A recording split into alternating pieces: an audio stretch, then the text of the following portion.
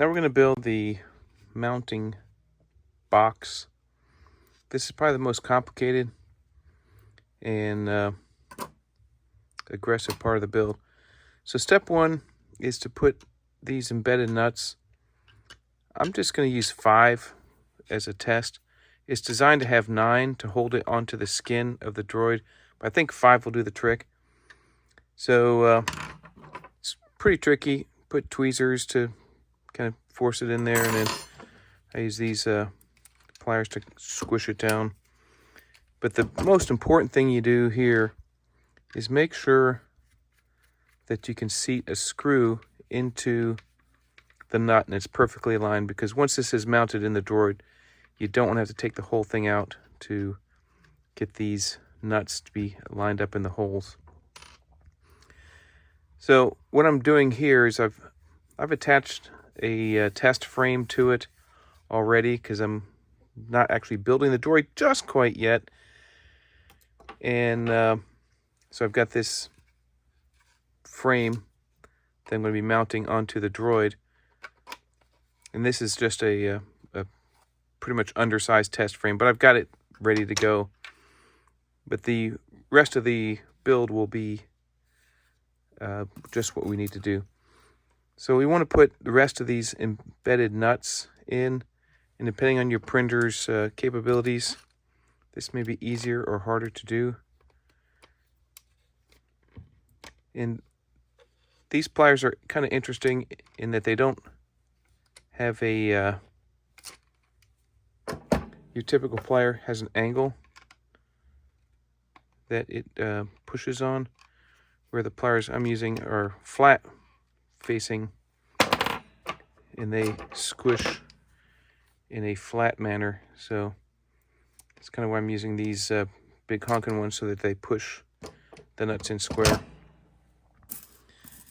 So for the top, it's got 4 mounting spots. I'm just going to use 3, a little bit over-engineered. So just set these screws in, or sorry, these nuts in.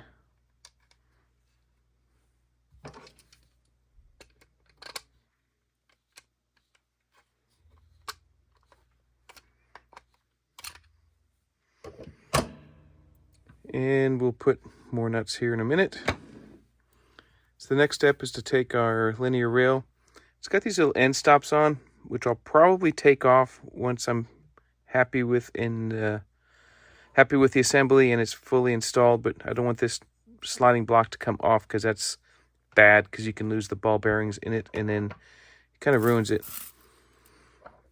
So these blocks here are held on with 4 M15 screws.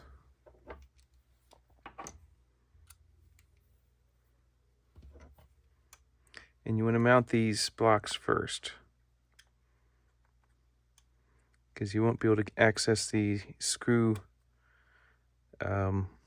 heads very easily once it's mounted onto the droid, or mounted into the rail box.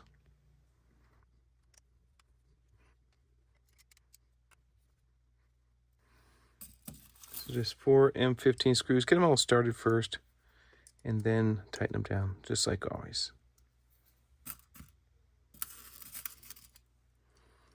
I won't bore you with this. I'll get both of these mounted and come right back. So next we're going to build the axle. So we have a little nut here. You can see it's got a cattywampus, so I'm going to kind of press fit that into the chamber, so it'll be much easier to capture later on.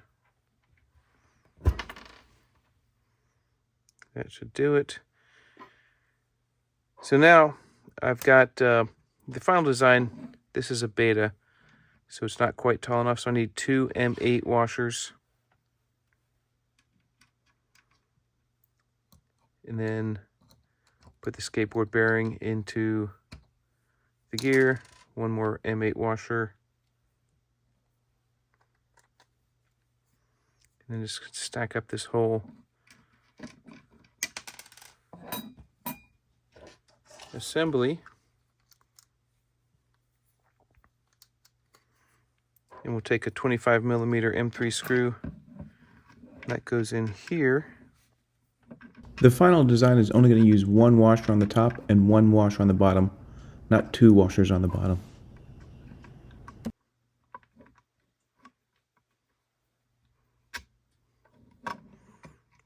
And those all mount into a stack.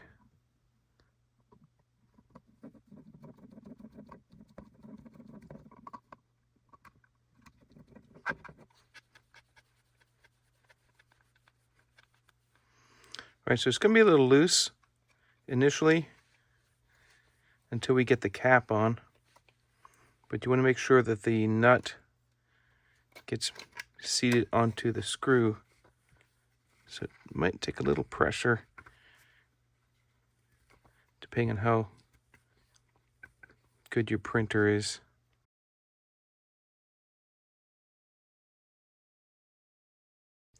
Little pressure. There we go.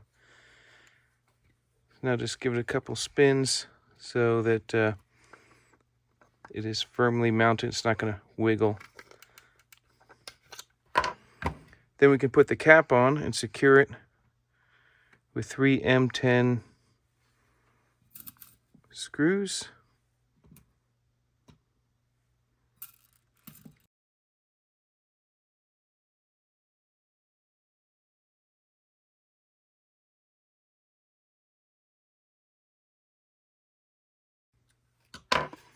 All right, so it shouldn't wobble and it should spin freely.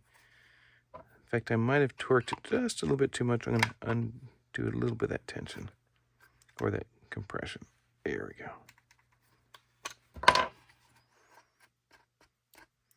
That's pretty good. That one's not all the way. All right, now that we have the extend gear mounted, we can mount the rails.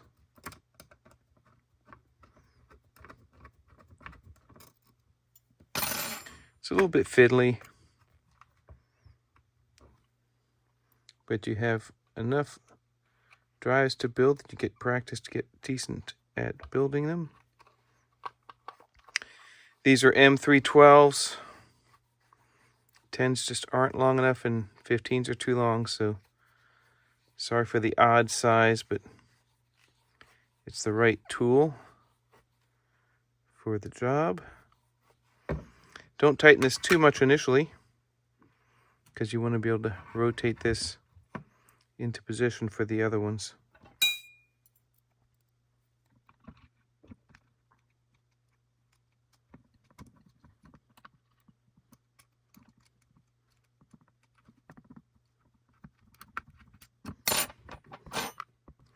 You can see why we put the screws in, or the nuts in first,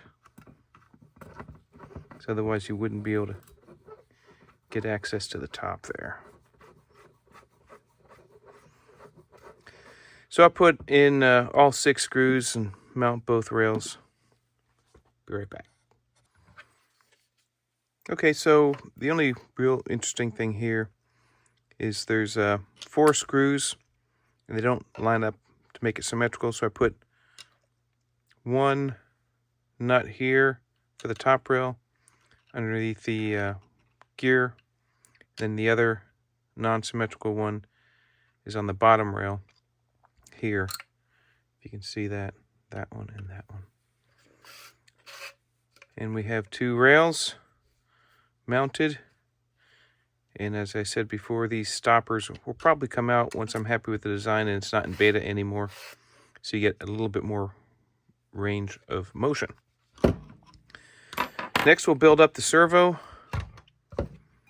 I just took all the standard hardware that comes with the servo, and so step 1 is to take 2 M310 screws, and we'll mount the servo arm to the gear. And I didn't use glue on this, mostly because, again, I'm still in beta when I'm making this video, but I found this to be more than adequate for strength, and having these two screws carry the radial load seems to be pretty good. Just don't over tighten them and strip them out, because then you'll have to epoxy and glue. You'll still probably want screws in there to carry the load. So that's that part. Then you just take these little rubber grommets, and I know you had to put a servo together, but they just go into here.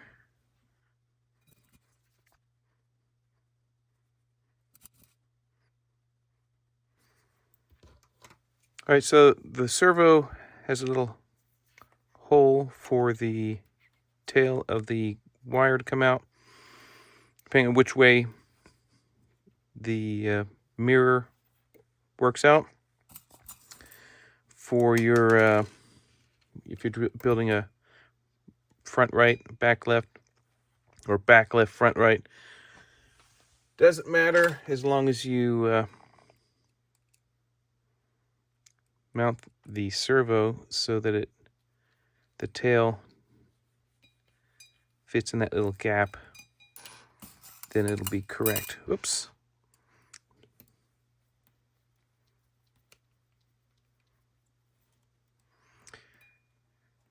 Don't forget the grommets. Or the, I guess, I'm not sure what these things are called. The rubber black things are grommets.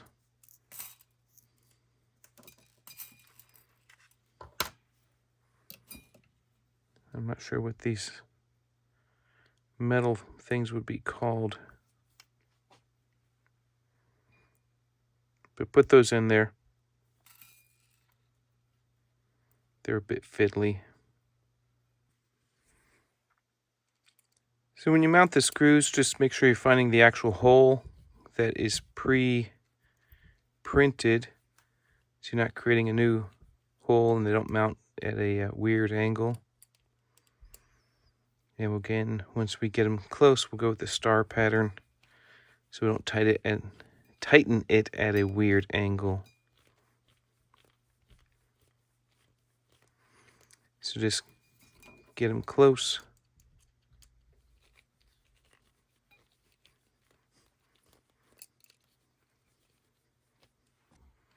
All right, so we'll go back to the star pattern to finish up tightening. And again, you just want these screws. You don't really want to smash these rubber grommets. You just want all of them to be equally set to the same length, so they're all keeping the servo square to the mount.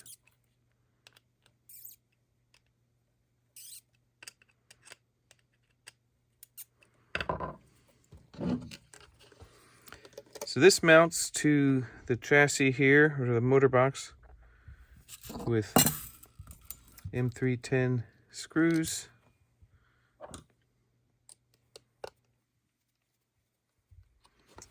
Just sort of start them first, just like always.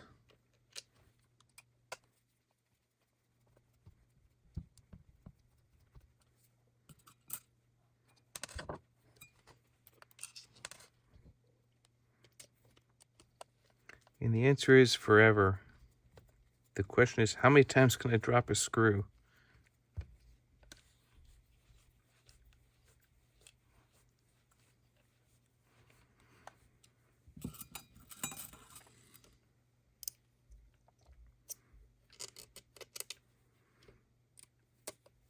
And you guessed it, we use a star pattern to tighten these screws up. And then we'll mount the drive gear.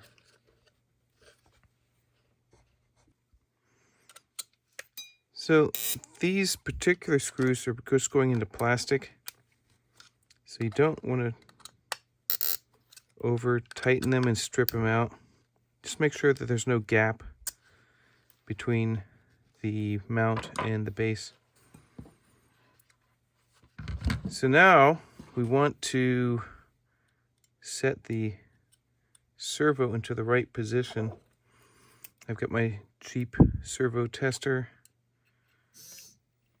and I usually just set it to the middle position, and then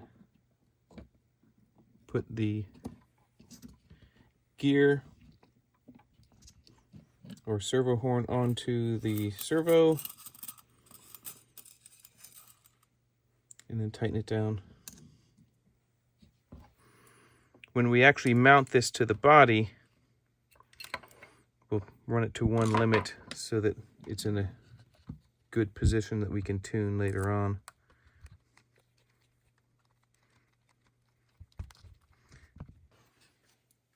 All right, so the last step is to put 2 square nuts into these little channels here, and that's going to be used to mount the leg to the body. And the mount, this is a little fiddly, but these 50mm screws will go into that channel and mount into that nut, and you'll see that in another step. So that's why these are in here at this point, and this goes here. All right, this step is done. We'll build the leg, and then I'll show you how to put together. All set, and just for fun, since we put so much work into it. All right, no binding, no clicking.